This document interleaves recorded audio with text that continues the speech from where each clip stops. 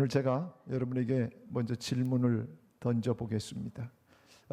질문에 대답을 정확하게 잘 하시면 이제 통과할 텐데, 대답이 시원찮으면 한 사람 한 사람 지목해서 정확하게 대답을 듣도록 하겠습니다. 입을 안 벌리는 사람을 제가 지적합니다. 여러분, 나는 누가 만들었습니까? 제가 지금 쳐다보는 겁니다. 대답 안 한 사람 있으면 다시 확인해 보려고.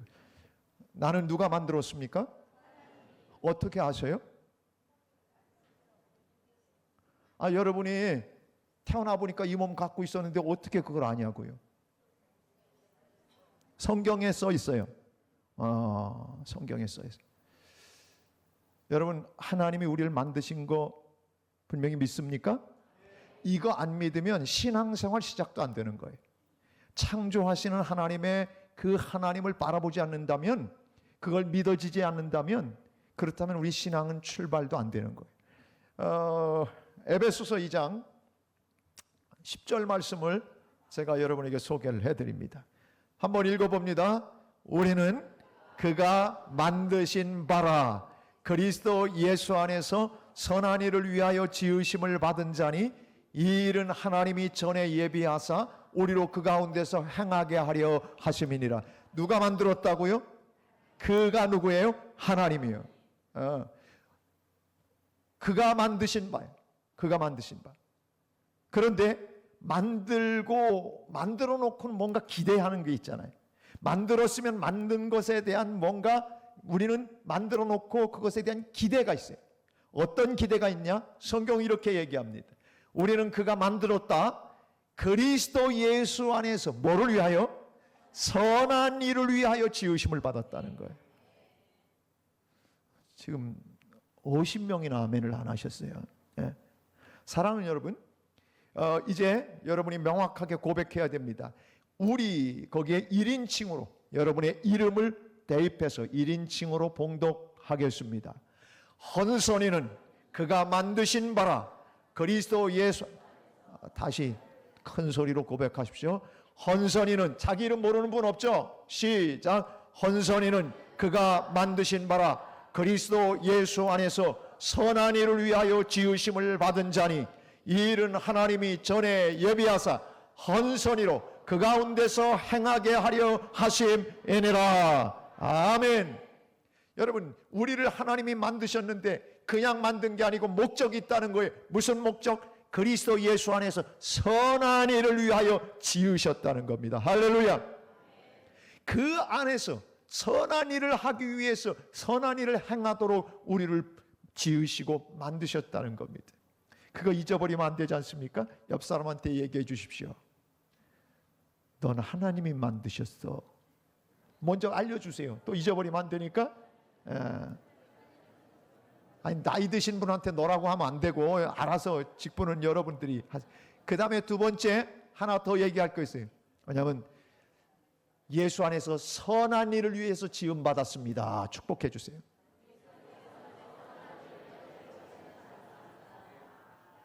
아멘. 우리가 만든 분도 하나님이고 왜 만들었느냐를 명확하게 알아야 인생을 제대로 사는 거 아닙니까? 그렇다면 디도서 2장 14절 말씀은 어떻게 말씀하고 있는가 한번 또 보십시다. 디도서 2장 14절. 그가 우리를 대신하여 자신을 주심은 모든 불법에서 우리를 속량하시고, 죄에서 우리를 대속하셨다는 거예요. 우리를 깨끗하게 하셔가지고 뭘 할 거냐? 선한 일을 열심히 하는 자기 백성이 되게 하려 하심이라. 아멘. 아멘. 1인칭으로 다시 고백합니다. 시작. 그가 헌선이를 대신하여 자신을 주심은 모든 불법에서 헌선이를 속량하시고 헌선이를 깨끗하게 하사 선한 일을 열심히 하는 자기 백성이 되게 하려 하심이라. 아멘. 주님께서 우리를 위해서 십자가 져주셨어요. 그래서 우리를 구속하시고 우리의 죄를 깨끗하게 하셨어요. 그것으로 끝나는 게 아니라 그 말이에요. 하나님이 우리를 지으셨을 뿐만 아니라 예수 그리스도를 이 땅에 보내셔서 우리를 대속하시고 깨끗하게 우리를 하신 다음에는, 그 다음에는 하실 일이 있는데, 뭘 열심히 해요? 선한 일을 열심히 하는 당신의 백성이 되게 하려 하심이라. 아멘. 아멘.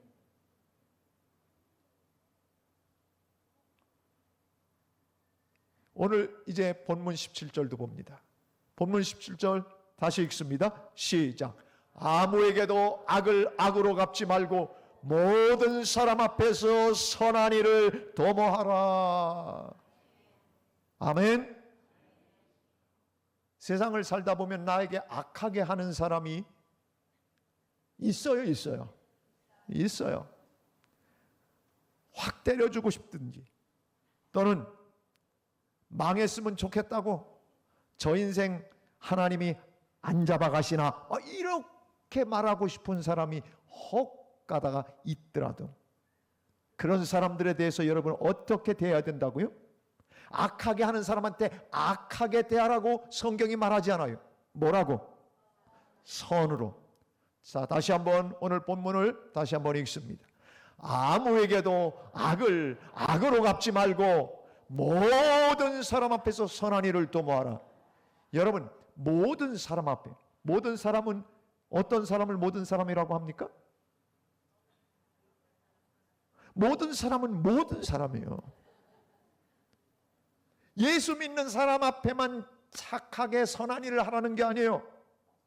모든 사람은 세상에 어떤 사람들이든 악하게 하는 악한 종자들, 그런 사람들 앞에서도 너희는 선해야 한다는 거예요. 아, 힘들어. 예수 믿는 게 얼마나 힘든지 몰라요. 악한 것들은 확 악하게 해야 속이 후련한데, 그게 아니라 악한 사람을 악으로 갚지 말고 모든 사람, 예수 믿는 사람이든 예수 안 믿는 사람이든 세상의 모든 사람 앞에서 선한 일을 도모하라고 말씀하고 있습니다. 여러분, 선한 일이라고 하는 건 뭡니까? 선한 일이라고 하는 것은, 여러분이 선하다라고 하는 이 단어 자체가 원래 무슨 단어냐면요, 아가도이스라고 하는 단어입니다. 이 단어는 무슨 뜻을 갖고 있냐면, 선하다고 하는 것은 인간들이 선하지 않아요. 인간들은 선한 구석이 없어요. 그래서 이 선하다고 하는 표현은 누구랑 관계돼서 쓰느냐? 하나님의 성품과 연결해서 쓸 때 선하다고 하는 거예요. 그러니까 선한 일을 도모하라고 하는 얘기는, 너희들 하나님이 주신 형상을 따라, 하나님이 주신 생각과 마음을 따라, 하나님 안에서 새롭게 빚어진 너희들의 그 모습, 하나님이 주시는 마음을 따라, 하나님의 성품을 따라, 하나님의 인격을 따라 너희들이 이 땅에서 아름답게 살아야 된다고 하는 얘기입니다. 사람은 아무리 선해도 선하다가도 안 선할 때가 있어요. 여러분, 자기 자신은 얼마나 선한지, 나는 세상에 법 없어도 살고, 나는 세상에 나처럼 착한 사람은 정말 없을 거라고 이야기하는 사람도, 제가 우리 교인 가운데 정말 너무너무 착하고 너무너무 정말 어떻게 저렇게 착하게 태어났을까, 참 그런 사람이 있어요. 나 얘기하는 거 같고 여러분 표정이 그런데 그렇습니다. 여러분 모두를 얘기. 근데 그 중에 어떤 사람한테 제가 그랬어요. 아유, 권사님, 직분이 탈로가 났네요. 권사님은 어떻게 보면, 제가 이렇게 얘기했어요. 그 양반한테, 권사님, 여러분 삐지지 마세요. 권사님 같으면 목회할 맛이 난다. 삐졌고 금방 삐지셨어요, 여러분. 내가 그 권사님한테 대놓고 얘기했어요. 권사님 같으면 목회할 맛이 난다고. 얼마나 반듯하고, 얼마나 한 번도 인상을 쓰는 적이 없고, 말도 얼마나 그냥 얌전하게, 그리고 얼마나 착하게 말하는지. 근데 그분이 좀 병에 들었어요. 여러분, 이제 자꾸 수목회계처럼 좁혀가지 마세요. 누구한테 얘기하는 거 따지지 마세요. 계산은 내려놓고 내가 그분한테 그렇게 얘기했어요. 세상을 착하게 산다는 것이 참 어렵지요. 그랬더니 그 권사님이 하는 얘기가, 자기가 천성적으로 남에게 싫은 소리를 못한다는 거예요. 한 번 해봤대, 한 번. 그랬더니 마음이 불편해갖고 자기가 그래놓고도 너무 마음이 불편해서 못 살겠더래. 사랑하는 여러분, 하나님의 사람들은 남을 모질게 해놓고 그리고는 이야 속 시원하다, 이건 하나님의 사람들의 모습이 아닙니다. 남에게 뭔가 얘기해놓고도 불편하고 내가 좀 더 참을 걸 그랬지, 내가 좀 더 이해할 걸 그랬지, 내가 왜 이랬을까, 그렇게 생각되는 사람, 다른 사람의 마음이 상할까봐 그것까지도 근심해주는 사람. 지난 금요일날 우리가 그 얘기했지 않습니까? 남을 배려하는 근심, 이 근심이 있어야 되는, 그리스도인들에게는 이런 근심이 있어야 돼요. 다른 사람이 혹여 나 때문에, 내가 몸 아픈 것 때문에 그 사람이 혹여라도 마음에 부담이 될까봐 그 소식을 듣고 에바브로 뛰더라고 하는 사람은 빌립보 교인들이 자기 아프다는 얘기를 듣고 그것 때문에 마음이 너무 걱정이 됐어요. 남을 배려하는 마음, 남의 마음이 아플까봐, 남의 마음이 상처될까봐 그것 때문에 근심할 줄 아는 사람, 이런 사람이 진정한 예수의 사람이다 그 말입니다. 그런데 우리는 살아가면서 남을 배려하는 것이 아니라 나를 지나치게 배려하는 경향이 있어요. 그래서 내가 말하고 싶은 대로 말하고, 내가 표정 짓고 싶은 대로 표정 짓고, 내가 화내고 싶은 대로 화를 내고, 내가 감정대로 하려고 하는 경향들이 우리 모두에게 있다 그 말입니다.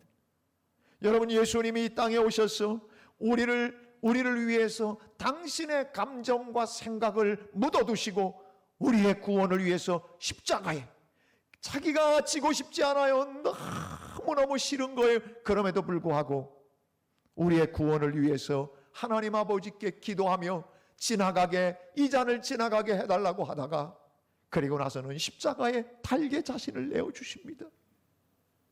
이게 예수님의 마음이에요. 하나님의 사람들은 언제 어디서나 사람 착하다, 아멘들을 안 하시나, 저 사람 참 착해, 저 사람은 어떻게 저렇게 하늘에서 뚝 떨어진 사람처럼 천사 같아, 막 이런 얘기를 들어야지. 저 인간은 왜 그래, 이런 소리를 들으면 안 됩니다. 적어도 하나님의 사람은, 예수님이 내 안에 들어와 계신 사람들은, 그리고 예수님의 영이, 성령이 우리 안에 들어와 계신 하나님의 사람들은, 여러분 보세요. 성령의 열매는 사랑과 희락과 화평과 오래 참음과 자비와 양선, 착하며. 하나님의 사람들, 성령의 사람이 착하지 않고는 말이 되지 않아요. 그래서 사람들이 우리를 볼 때 어쩜 사람 저렇게 착할까, 이런 소리를 듣는 것이 예수의 사람들의 모습이라 그 말입니다.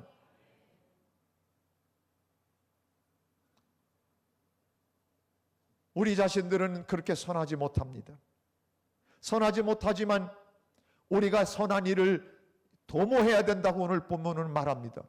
이 선한 일을 도모하라라고 하는 단어는, 도모한다는 얘기는 무슨 얘기냐면 원어 뜻이 생각하라, 선한 일을 생각하라, 미리 생각하라, 그런 뜻이에요.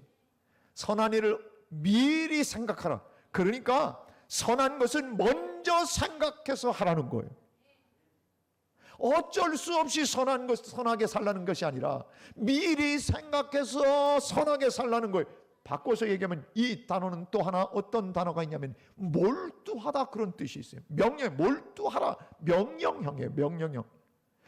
선하게 살아도 되고 선하게 안 살아도 되고, 그게 아니라 선한 일에 몰두하라고 명령형으로 쓰여지고 있는 것입니다.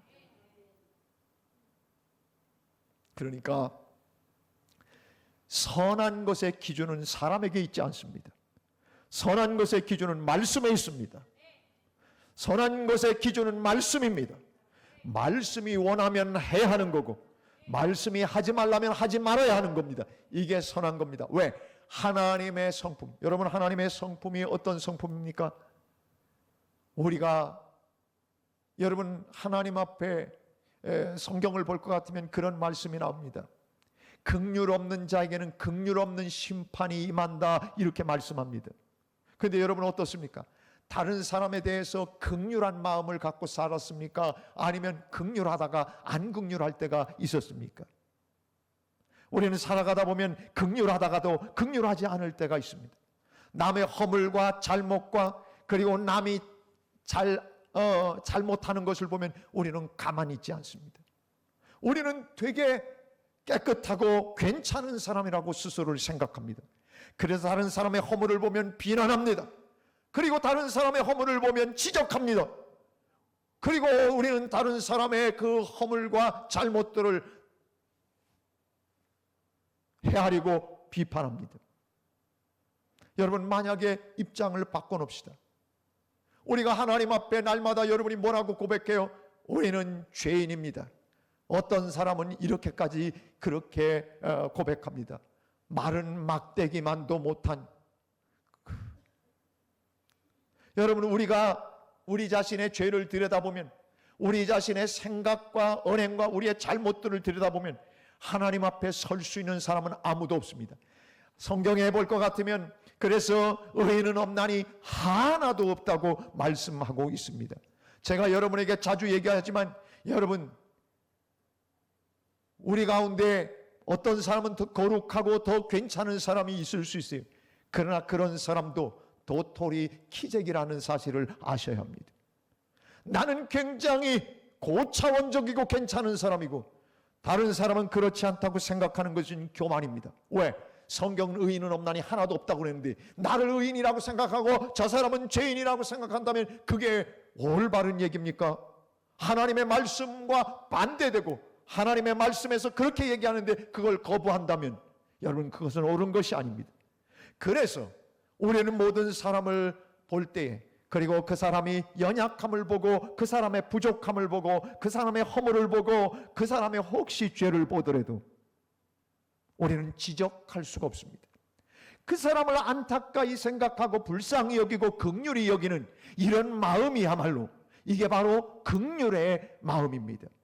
사랑하는 여러분, 긍휼로 다른 사람을 생각하고 살고 긍휼의 마음으로 다른 사람을 보고 살면 하나님 앞에 섰을 때 우리도 긍휼 속에서 심판을 받게 됩니다. 그러나 이 땅을 살아가면서 긍휼 없이 사람을 대하면 우리는 긍휼 없는 심판대 앞에 서게 됩니다. 성경이 그렇게 말합니다. 여러분, 우리가 나의 잘못과 허물을 하나님이 지적해내기 시작한다면 하나님 앞에 설 수 있는 사람이 누가 있습니까? 아무도 없습니다. 그저 다른 사람의 부족과 허물을 보게 되려면 주님, 저를 긍휼히 여겨 주십시오 라고 기도해 줄 뿐입니다. 그렇게 살아가고 그렇게 다른 사람들을, 그래서 우리는 예수 잘 믿는 사람은 남에게 지적질을 많이 하는 사람이 아닙니다. 결코. 남에게 왜 지적질을 합니까? 지적에다 플러스 질자를 붙이는 것은 나쁘다고 하는 의미에서 하는 겁니다. 지적질은 왜 합니까?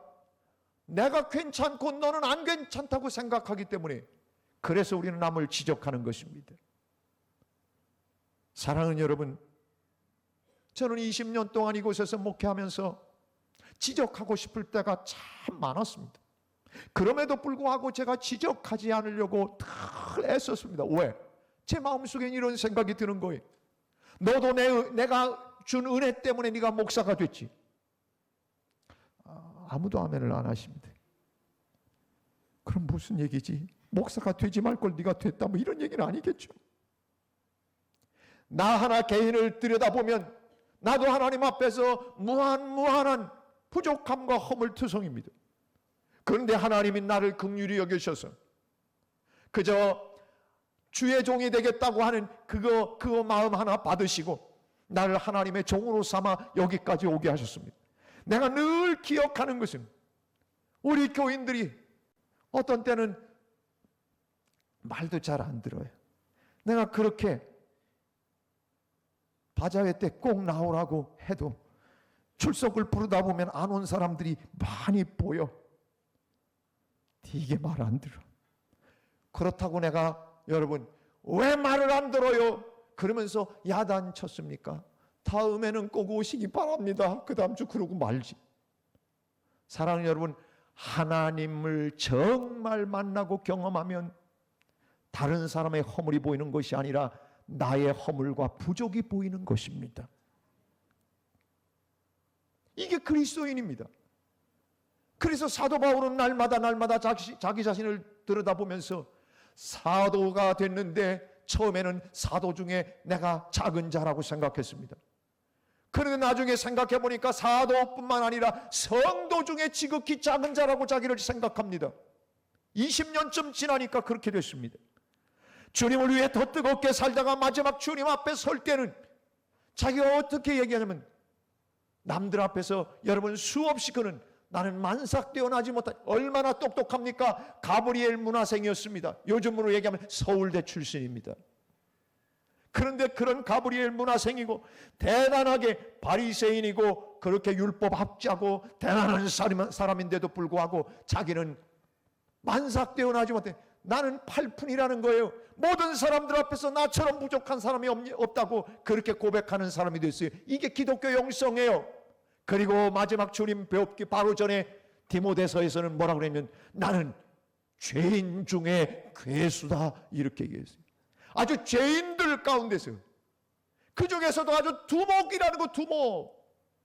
이게 기독교 영성이에요. 하나님을 섬기면 섬길수록 다른 사람의 허물이 보이는 게 아니라 나의 허물이 보이고 나의 부족이 보이고, 내가 어떻게 하면 주님 앞에 더 신실한 종이 될 수 있을까? 더 어떻게 거룩하게 주님을 닮아갈 수 있을까? 그것이 매일 안타깝고 그것이 매일 기도 제목이 되는 사람들이 진정한 그리스도인이라 그 말입니다. 그래서 자신에게는 검사의 눈으로 보고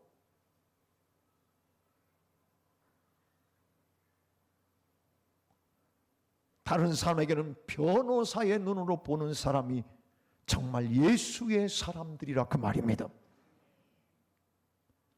그렇게 사는 사람, 선한 일을 몰두하고 선한 모습으로 보이고 모든 사람들 앞에서 상처와 아픔을 주는 것이 아니라 예수 그리스도의 향기를 드러내고 예수님의 인격이 예수님의 성품 자체가 나의 인격이 되어 내 삶을 통해 드러나는 것, 오늘 거기에 몰두하고 거기에 최선을 다하고 살아가게 만들려고 하나님이 우리를 부르시고 지으셨다는 사실을 오늘 모두가 기억하게 되기를 축복합니다. 예수를 오래 믿으면, 제가 3S, 하나님의 은혜를 3S로 표현한다고 그랬습니다. 첫 번째는 Saving Grace입니다. 나를 구원하시는 하나님의 은혜입니다. 그런데 우리에게는 은혜가 또 하나의 은혜가 있습니다. Sustaining Grace입니다. 이 땅에서 버티고 이기게 하시는 하나님의 은혜가 있습니다. 그리고 마지막으로 또 하나의 은혜는 Sanctifying Grace입니다. 거룩하게 하시고 성화되게 하시고 주님을 닮아가게 하시는 은혜, 이 은혜들을 갈망하고 살아가는 자들이 신실한 주님의 사람들입니다. 이 시대의 기독교가 힘을 잃어가는 것은 이 Sanctifying Grace, 나를 거룩하게 하시고 변화되게 하시고 더 주님을 닮아가려고 애쓰고 기도하는 그런 사람들이 많아져야 하는데, 그런 사람들이 점점 사라지고 있기 때문에 힘을 잃고 있는 것입니다. 오늘 성경은 여러분에게 권면합니다. 너희를 지은 것도 나다. 그리고 예수가 자신의 몸을 내어주신 이유도 바로 선한 일을 너희들이 하는 자기 백성이 되게 하시려고 십자가 지셨다는 겁니다. 하나님께서 그렇게 말씀하셨으면 우리의 삶의 목표는 나의 성공, 나의 승리, 나를 위해서 이 땅에서 살아가는 존재로 하나님이 부르신 것이 아니라 선한 일을 도모하고, 이 도모한다는 얘기는 아까 표현했지만 몰두하는 거예요. 몰두. 선한 일을 하면 어떻게 선한 일을 할 수 있을까? 어떻게 선하게 살아갈 수 있을까? 여기에 몰두하는 사람들을 만들어 당신이 영광 받기 위해서 그렇게 우리를 지으시고 구원하셨다는 겁니다. 그래서 예수님께서는 그렇게 우리에게 말씀하셨습니다. 마태복음 5장 16절에서 빛 얘기를 하시면서 너희 빛을 비추라고 하시면서 마지막 16절에는 어떤 결론을 내려주시냐면, 너희 착한 행실을 보고, 너희들이 착하게 살아가는 그 삶의 모습을 다른 사람들이 보고, 그리고 다른 사람들이 그것을 보고 하늘에 계신 너희 아버지께 영광을 돌리게 하라. 이게 예수님의 말씀입니다. 너희들이 빛된 삶을 살게 됐느냐? 너희들이 그리스도 안에서 새로운 사람이 됐느냐? 너희들이 나를 따르느냐? 그러면 너희들이 착하게 살아 착한 행실 보고 그 사람들이 하늘에 계신 하나님 아버지께 영광을 돌리도록 만들라는 것입니다. 이것이 우리가 해야 할 삶의 목표고, 내가 살아가는 공동체에서 다른 사람들에게 보여줄 멋진 하나님의 모습입니다. 그래서 우리는 말하고 생각하는 것조차 하나님께 영광이 되지 않으면 하지 말아야 됩니다. 스톱해야 합니다. 하나님이 영광 받으실 만한 말을 하고, 하나님이 영광 받으실 만한 모습을 하고, 하나님이 나 때문에 영광 받으실 그런 일들을 도모하는 것이야말로 선한 일을 도모하고 몰두하는 사람의 특징이 되는 것입니다.